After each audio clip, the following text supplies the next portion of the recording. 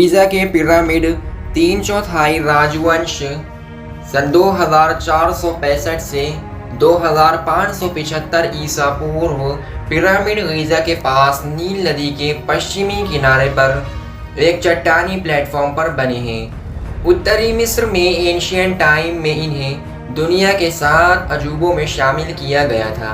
Memphis इलाके के प्राचीन खंडहर जिसमें गिज़ा के पिरामिड, अक्कारा, दहशूर, अबू रुवेश और अबू सिर शामिल हैं।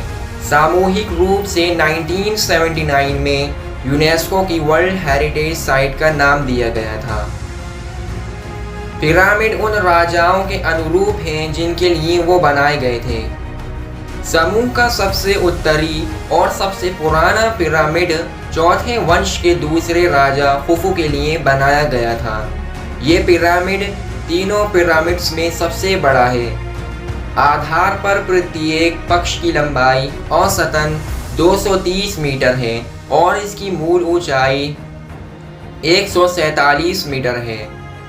मिडिल पिरामिड खफरे के लिए बनाया गया था, जो चौथे वंश के 8 राजाओं में से चौथे थे। संरचना प्रत्येक तरफ से 216 मीटर की थी और मूल रूप से 143 मीटर ऊंची थी।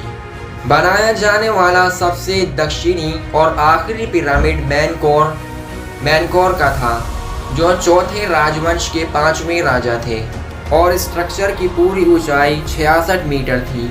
तीनों पिरामिडों को एंशियंट और मिडीवल एज में आंतरिक और बाहरी दोनों तरह से लूटा गया था।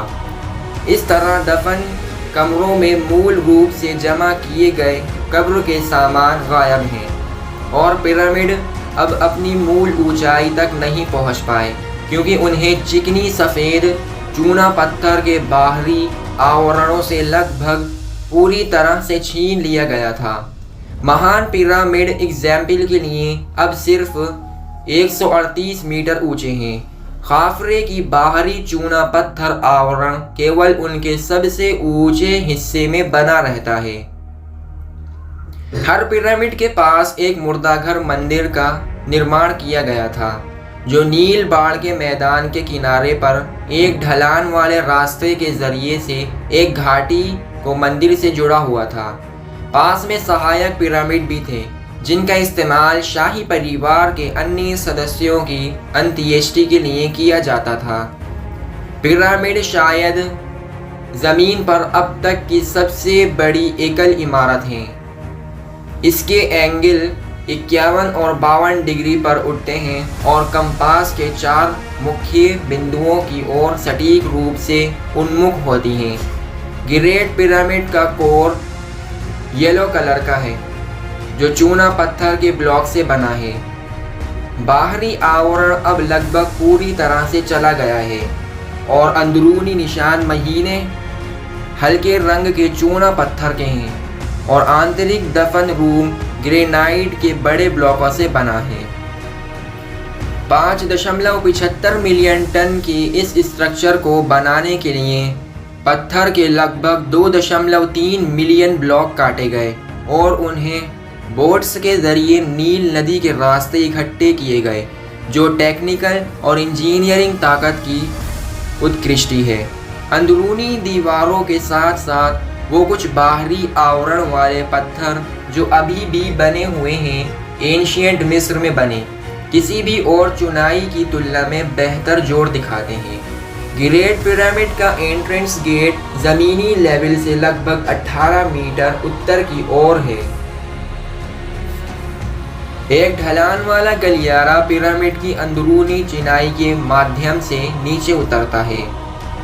चट्टानी मिट्टी में एंट्रेंस करता है, जिस पर स्ट्रक्चर टिका हुआ है और एक अधूरे भूमिगत कक्ष में समाप्त होता है।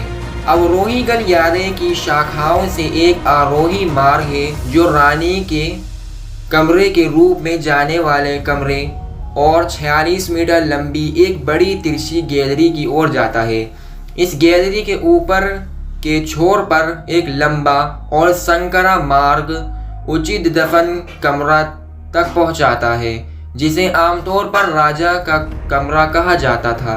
ये कमरा पूरी तरह से अस्तरित है और इसकी छत ग्रेनाइट से बनी है। कमरे से 2 संकीर्ण शाफ्ट चुनाई के जरिए से पिरामिड के बाहरी हिस्से तक चलते हैं। ये मालूम नहीं है कि वो एक धार्मिक उद्देश्य के लिए डिज़ाइन किए गए थे या वेंटिलेशन के लिए थे। किंग्स चैम्बर के ऊपर विशाल क्षैतिज ग्रेनाइट स्लेब द्वारा अलग किए गए 5 डिब्बे हैं।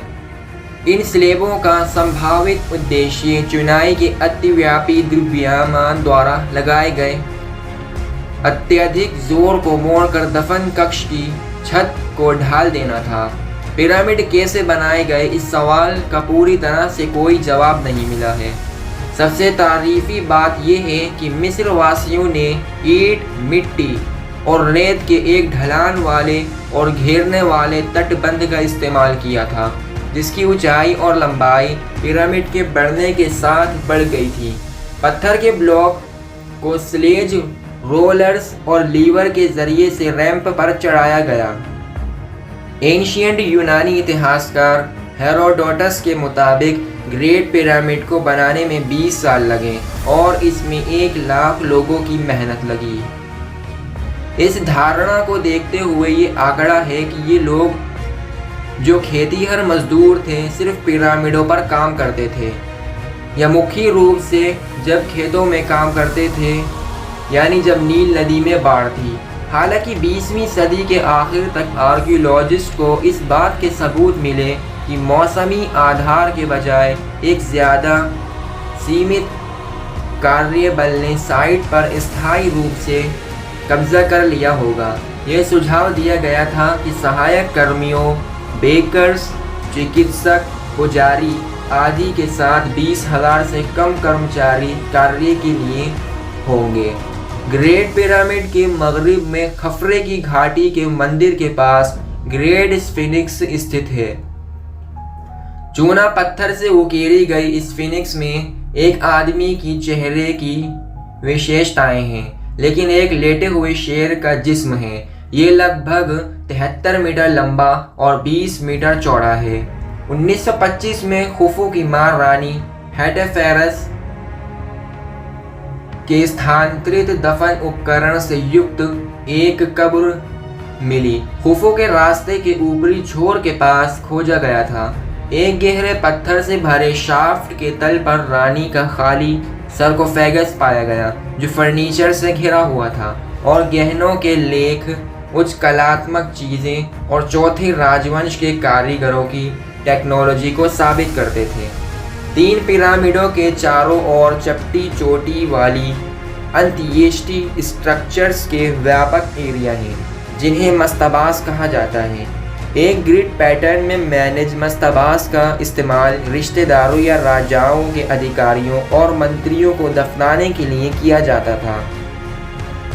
चौथे राजवंश के ज़रूरी मस्तबाओं के अलावा 5वें और छठे राजवंशों यानी 2465 से 2150 BC के कई मस्तबास पहले की स्ट्रक्चर्स के आसपास पाए गए हैं।